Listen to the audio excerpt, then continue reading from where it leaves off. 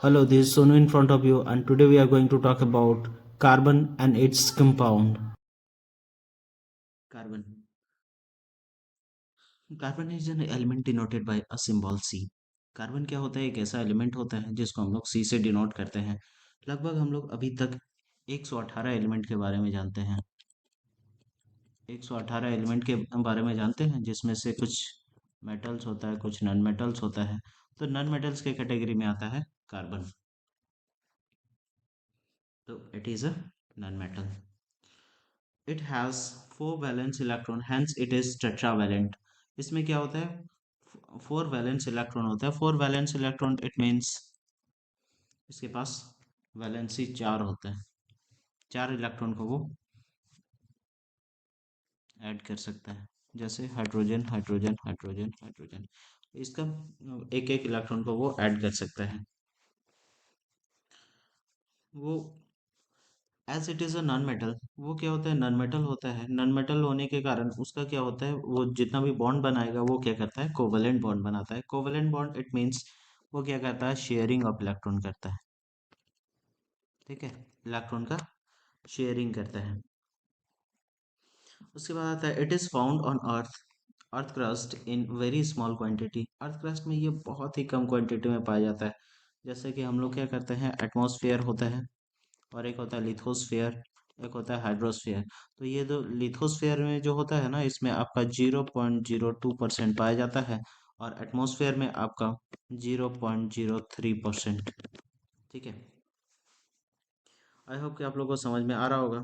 तो ये बहुत ही कम क्वांटिटी में पाया जाता है, लेकिन इसका बहुत ज़्यादा इंपॉर्टेंस होता है। विदाउट कार्बन आप केमिस्ट्री को डिफाइन भी नहीं कर सकते हैं। तो देखिए, a large number of the things which we use in our daily life is made up of carbon. जितना भी चीज़ हम लोग अपने डेली लाइफ में यूज़ करते हैं, उसमें से हर एक चीज़ में आपका लगभग कार्बन पाया ही जाता है। ठीक है, और अगर हमको कार्बन का प्रेजेंस को पता करना हो, तो हमको क्या करना पड़ेगा? सिंपली हम उसको बर्न करा देंगे, और जैसे ही बर्न कराएंगे तो वो क्या बनाएगा? Carbon dioxide gas. और जो भी गैस निकलेगा, हमको कैसे पता चलेगा कि कार्बन डाइऑक्साइड है या नहीं है? तो उसके लिए हमको क्या करना पड़ेगा? उसको लाइम वाटर से पास कराना पड़ेगा।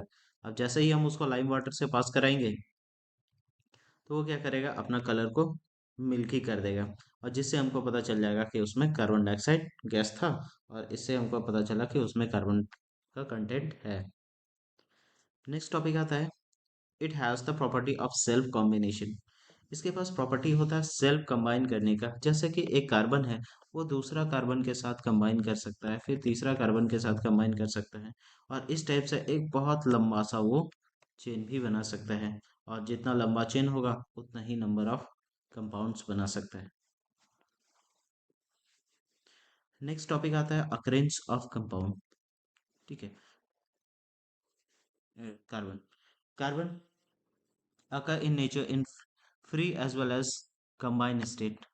ठीक है, आपका नेचर में या तो वो फ्री मिलेगा, सिर्फ कार्बन ही रहेगा, या तो किसी के साथ कंबाइन करके रहेगा, जैसे कि आपका CO2 हो गया। ठीक है, अगर आपका फ्री रहता है, तो वो फ्री स्टेट में किस में रह सकता है? आपका डायमंड में रह सकता है, ग्रेफाइट में रह सकता है। इसमें वो क्या कर सकता है? फ्री स्टेट में रह सकता है। अगर वो कंबाइन करके रहेगा, तो कंबाइन वो किसी के साथ में, जैसे CO2 हो गया, CO हो गया, इस टाइप से आपका वो कंबाइन स्टेट में रहता है। देख सकते हैं, CO2 हो गया, ये कार्बन डाइऑक्साइड। कार्बोनेट्स के फॉर्म में फोसिल फ्यूल, जैसे कि हम लोग कोल, पेट्रोल, नेचुरल गैस जितना भी यूज करते हैं, ये सब में आपका कार्बन रहता है, और ये क्या करता है? कंबाइंड स्टेट में रहता है। नेक्स्ट टॉपिक आता है एलोट्रॉप्स ऑफ कार्बन।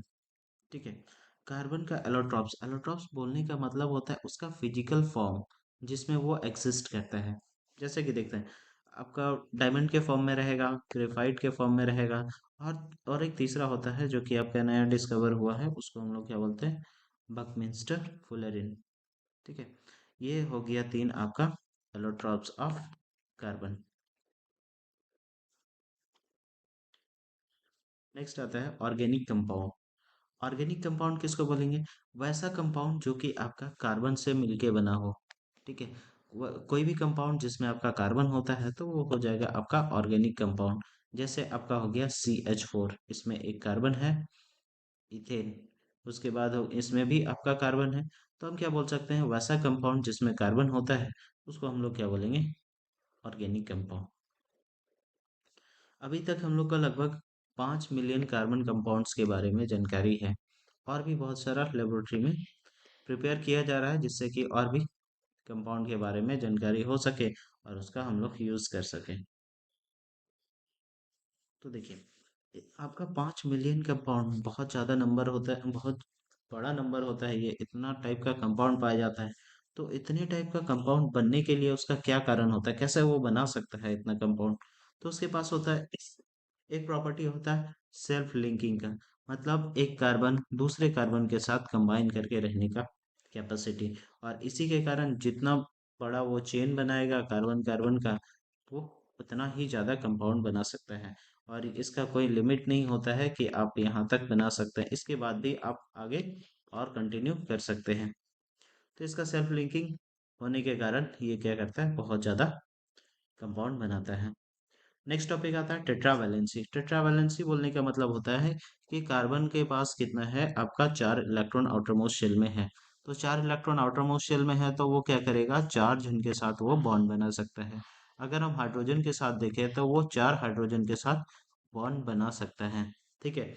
आपका ये हाइड्रोजन हम लिए हैं, इसके जगह पे आप नाइट्रोजन का भी यूज कर सकते हैं। जैसे अगर हम इसके जगह पे नाइट्रोजन चाहें तो हम इसको नाइट्रोजन भी लगा सकते हैं।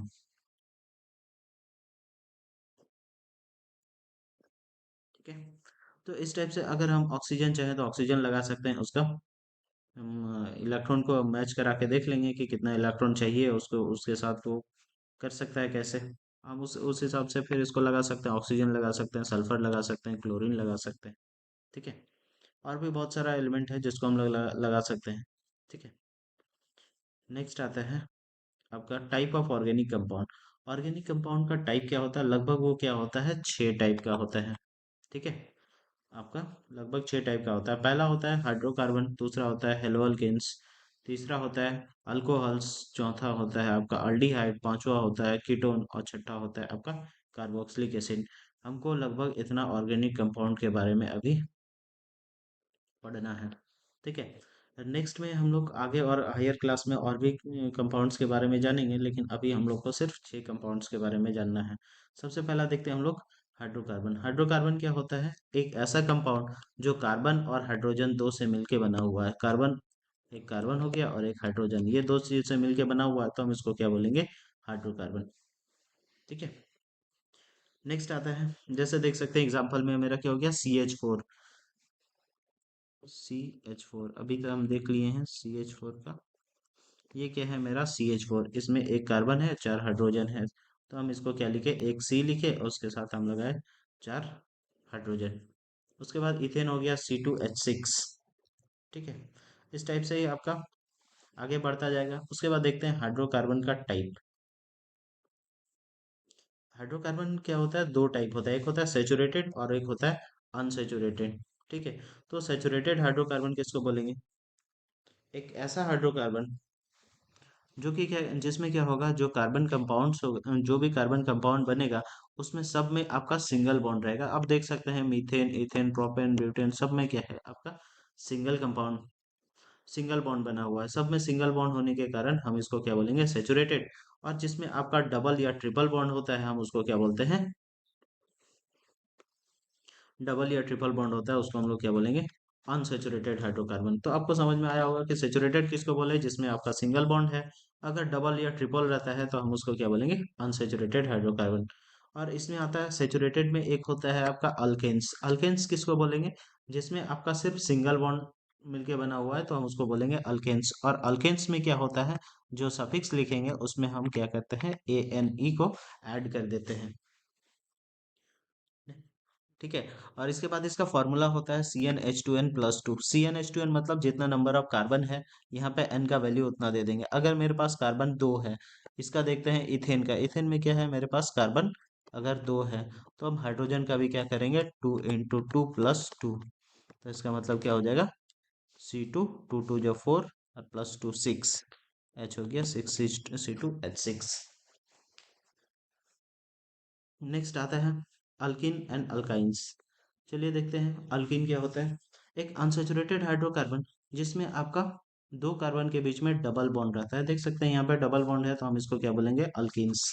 ठीक है। और इसका भी फॉर्मूला होता है CnH2n। याद रखिएगा, ये एग्जाम में ज़्यादातर पूछा जाता है ये सब फॉर्मूला वगैरह।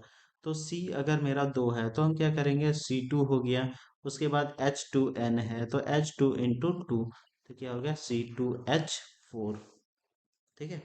तो आप देख सकते हैं यहाँ पर आपका 2 C है और 4 हाइड्रोजन है, तो हमको क्या पता चल गया कि ये अल्कीन है। और अल्कीन में क्या लगता है मेरा, प्लस ENE, ये लगता है आपका सफिक्स में। देख सकते हैं यहाँ पे सफिक्स में ENE लगा हुआ है। उसके बाद है अल्काइन। अल्काइन क्या हो गया, जैसे कार्बन और हाइड्रोजन के बीच में जो बॉन्ड बनेगा, वो बॉन्ड क्या होगा, आपका ट्रिपल बॉन्ड होगा। और ट्रिपल बॉन्ड होता है तो उसके लिए फॉर्मूला होता है CnH2n-2। ठीक है। तो C का वैल्यू कितना है आपका 2, तो हम 2 लिख दिए। उसके बाद H कितना, H हो गया 2 × N, N कितना है 2 -2, कितना हो गया, C2H4 में 2 गया तो 2। तो मेरा फॉर्मूला क्या हो गया अल्काइंस का, C2H2। ठीक है। तो इसमें क्या होता है आपका, लास्ट में सफिक्स में क्या क्या ऐड होता है, YNE। अगर मेरा आपका अल्काइंस मिल गया कहीं, तो आप उसमें क्या लगाइएगा, जैसे आपका इथ हो गया, इसमें YNE लास्ट में लगा हुआ है, इसका मतलब क्या है, ये इथाइन। ठीक है। नेक्स्ट टॉपिक आता है आपका अल्काइल ग्रुप। अल्काइल ग्रुप किसको बोलते हैं, जैसे कोई भी कार्बन है, उसका क्या कर सकता है, 4 बॉन्ड बना सकता है। वो 4 बॉन्ड बना सकता है मतलब आपका 4 बॉन्ड यहाँ बनाया।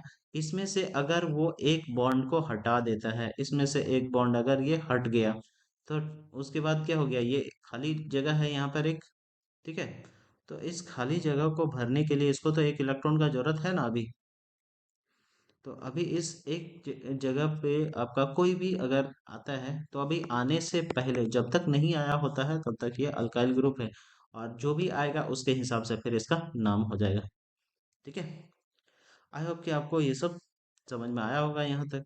और आगे के लिए आप मेरे वीडियो पे बने रहें।